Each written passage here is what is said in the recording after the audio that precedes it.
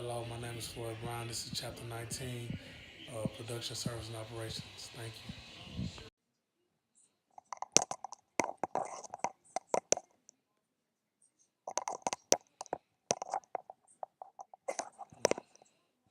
Hello, how's it going? And welcome to Sales and Operations Planning. Okay, this is the second chapter presentation, so this is more up to speed and the final one. Let's continue. Understanding the sales and operation planning, how it coordinates manufacturing, logistics, servicing, and marketing plans. So basically, I look at it like this. It's like building a product, the manufacturing, the logistics of getting the things to build the product, the services is creating the certain thing, and the marketing is presenting the product to the customers. Construct and evaluate aggregate plans that employ different strategies for meeting demand. You have to meet the demand as the supplier to the customer. So that's why you have to see different reasons to do it. Explain yield management why it's important strategy. Because yield management sometimes means holding up on certain things and letting certain things flow through. Let's dive in deeper. Sales and operation planning is a process that helps firms provide better customer service, lower inventory, shorten customer lead times, stabilize production rates, and give top management a handle on the business. So these are just like perfect scenarios for a business or something like that. So we want to look at the way of planning for sales and operations throughout this chapter. The process consists of a series of meetings, finishing with a high level meeting where key intermediate term decisions are made. This must occur at an aggregate level and also at the detailed individual part of the product level. Aggregate means the level of major groups of the product, so the stuff that really matters.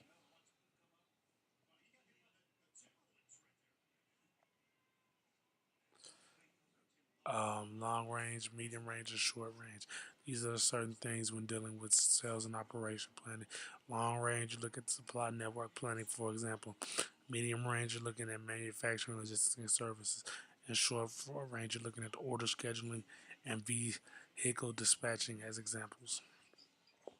So these are pretty much an overview of what I said. You can read these terms again, but I pretty much already said this. Moving right along, long range planning. Planning for on a horizon greater than 1 year, usually performed annually. So this is like the sales, like how the sales supply chain management goes.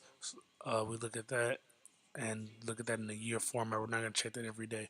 Immediate plan focusing on a period for 3 to 18 months, time increments, weekly, month, or quarterly. This is meetings that you have with your company of your certain department within the company. So the marketing's meeting every quarter, weekly.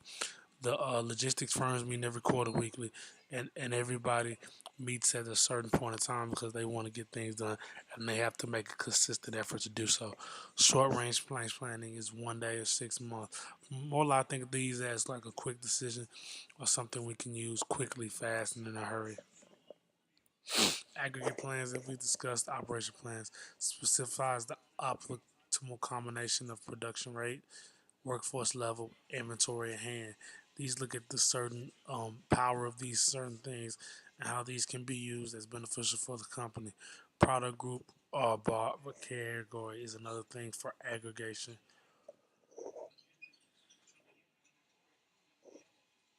And done over a medium range planning period of 3 to 18 months.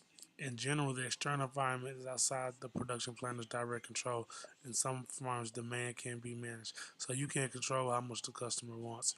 Complementary products works for using facing cyclical demand fluctuation. So some products can, like a Christmas item and an Easter item, can help with the fluctuating. If your product's not in season at a certain point, and within certain surf cycles are often measured in hours than months.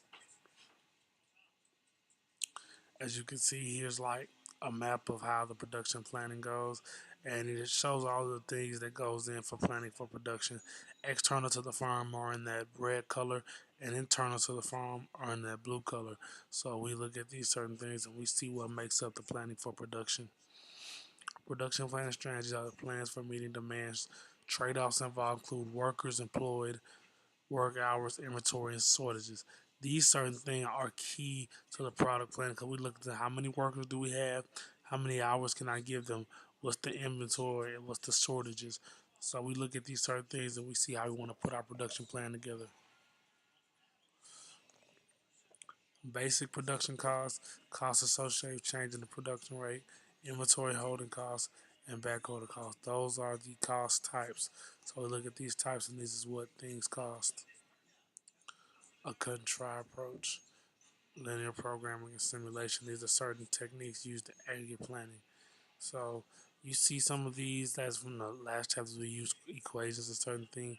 We use these three things when working with aggregate planning techniques. So this is an example of a cut and try. One of the most important things in production, uh, operation cost and management. So we look at these certain things and we see the numbers of how much cost. We see the demand forecasted, number of working days, and we see the cost in the middle. And towards the end, we look at 400 units and we use that safety stock. As you see in the graphic that just pulled up, inventory holding cost is in dollar unit. Material cost is not relevant. And here's some more examples. And this is becomes with aggregate planning. So we look at this and we see, oh, this is the combining. And we also see January inventory becomes February's beginning inventory. So it's just a flow. So here are some of the four alternative plans. Produce the exact monthly production requirement by varying workforce size. Produce to meet the minimum expected demand using a constant workforce and subcontract to meet additional requirements. That means if my employees can't do the job, I'll bring in contractors for a decent price and I'll have them do the job to complete whatever meeting I'm trying to meet. And produce to meet expected average demand by maintaining a constant workforce. That might mean giving my employees more hours or paying them more money, or produce to meet expected demand for all. But the first too much using a constant workforce and use overtime to meet additional output requirements. That's kind of what I was saying in the first one, but I love this chapter. And here's another example when using aggregate workforce as you see certain things become the beginning months.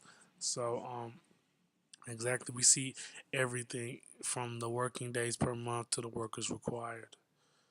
Production exactly matches the requirements. Workers are added or reduced as needed. So maybe if it's a light month and everything's pretty much done, I don't want to pay more workers, so I'll limit the amount of workers. And that's continuing more with plan two, with constant workforce, varying inventory and stock out. So this is kind of just the same things that we just went over. This is just graphic visuals. As you can see, the number of workers is set to meet the average demand over time that rises. Then determines production rate at the inventory back orders. And this is plan three, which is work size C's to meet minimum demand. April. Constant workforce overtime, getting paid more. So you see demand in the first 2 months is high, so overtime is used to compensate. Then inventory can build for high demand in June. So you see that May is 554 and June jumps to 792. Due to the overtime, we can meet the demand of June because of the work we've done up until May. Plan hiring, laying off. You see how these numbers vary and how it costs to actually pay a person depending on the plan. So here's the graphic summary. Take a while and look at this and see how the growth is and the common number of units. Level scheduling holds production constant over a period of time. So we're constant production because we have it set at a certain level. And continuing the advantages level system, one advantage is the entire system can be planned to minimize inventory and work in process. So these things can help us because we have a schedule. And also, the output of the system must be fixed for a period of time is one of the requirements. So you have advantage, but you also have requirements to make this process work correctly. Yield management, the process of allocating the right type of capacity to the right type of customer at the right price and time to minimize revenue a year can be a powerful approach to making demand more predictable. So I think they kind of do this with video games over certain things because they know if it's in high demand, they're going to yield management. I'm going to make way more because my last video game was super hot, or if my last video game was lame, I'm going to kind of make a less production and see what it does, test the market, and if it grows big, then I'll have just in time production to bring in certain items to make the video game go faster. And these are the yield management success factors. Demand can be segmented by customer. Fixed costs are high, low, costs are low. Inventory is perishable. Product can be sold in advance, and demand is highly variable. Hotels offer one set. Oh, this is an example. I was just reading this over. It's a certain example of yield management when dealing with hotels. As you can read, you can see how yield managed hotels can be used. This is levers. This is a yield management systems, the certain thing they use for yield management. And that's the slideshow. I'm thankful to have you guys listen to my voice. I was a little off and on, been a little sick lately, but I'm glad you guys listened to me. Enjoy the rest of the semester and have a great rest of the afternoon, morning, or night, depending on what time zone you're in. Thank you.